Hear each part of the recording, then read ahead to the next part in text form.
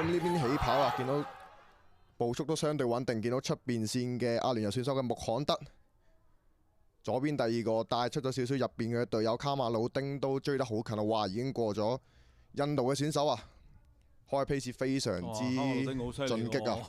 咁入邊印度嘅選手哈通都上埋嚟，哇，開得好快啊！見到而家大鐘24秒啫，開頭225秒，見到佢而家領先嘅選手應該係入邊嘅阿聯酋選手卡馬魯丁。